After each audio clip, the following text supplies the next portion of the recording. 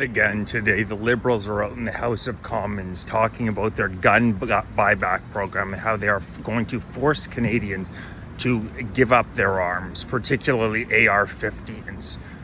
Did you know that over 90% of gun crimes that are committed in Canada are by non-registered weapons?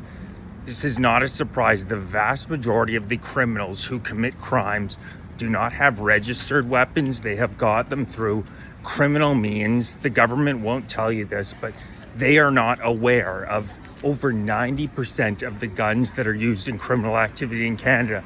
Yet for whatever reason, the Liberal Party of Canada refuses to drop this gun buyback program, where they are now claiming that by force they are going to force Canadian citizens, law-abiding Canadian citizens who have registered their firearms, to give them back to the government. This is at the same time that since Justin Trudeau was elected in 2015, crime rates have skyrocketed in this country. Violent crime rates in Canada are up over 80%, a shocking number in a decade since Justin Trudeau and his soft on crime policies have been implemented. Crimes against women are up over 100%, and women now are not even allowed to carry pepper spray in Canada.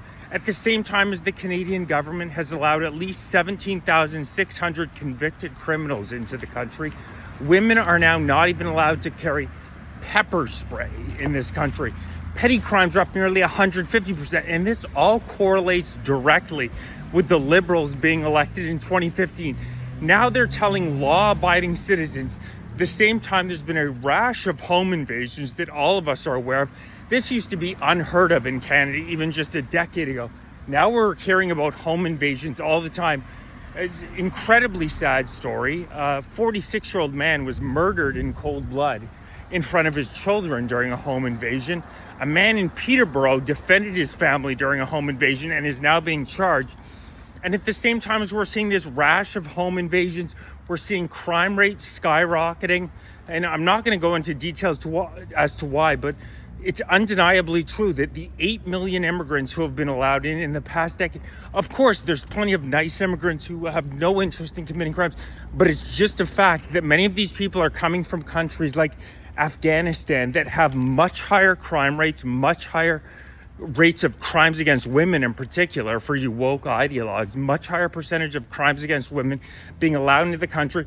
It's the data. They'll call you a racist, they'll call you a xenophobe. You're merely reading off the data when you say that crime rates have corresponded with the unprecedented explosion in immigration in conjunction with the incredibly soft on crime bills that have been passed by the Liberals. Another bill they're passing that the Liberals refused to pass this week was a bill that would see 3 strike you're out type laws, where convicted criminals do not get allowed back out on the streets. So at the same time as the Liberal government is looking to implement through Bill C-9 the most draconian speech laws you've ever heard, they are at the same time refusing to take hardened criminals off the street.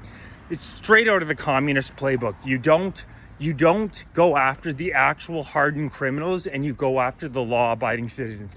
It's truly sick. And we as a country need to stand up and say, if you are a law-abiding Canadian who has spent the entirety of your life without being convicted of a crime, you should be allowed to defend yourself in a country that's becoming more and more violent. The idea that the people with the registered weapons are the ones who are committing crimes in Canada is a total farce. The stats don't bear it out. This is typical communist playbook stuff. Grab all the weapons from the law-abiding citizens who just want to defend their family, defend themselves. Will you allow the criminals to run rampant? How can there be any other justification when crimes against women are up 100% in the past decade since Trudeau implemented his soft on crime laws, and at the same time they have banned pepper spray?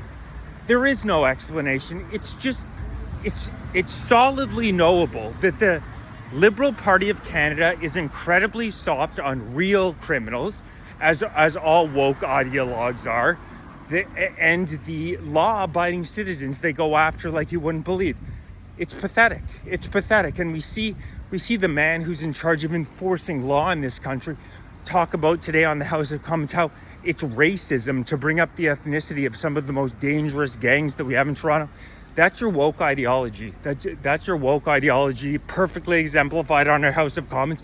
And it's the vantage point that the vast majority of these Liberals have. That if you're a criminal of a ethnic minority, quickly becoming an ethnic majority in Canada, it's due to circumstance.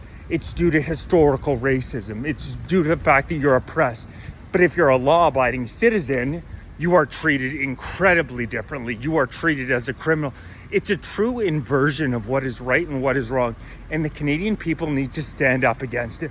What we're seeing in our House of Commons day after day is really embarrassing. It's an embarrassment to our ancestors who fought and died World War I, fought valiantly at Vimy Ridge. The Canadians fought harder than anybody at Vimy Ridge.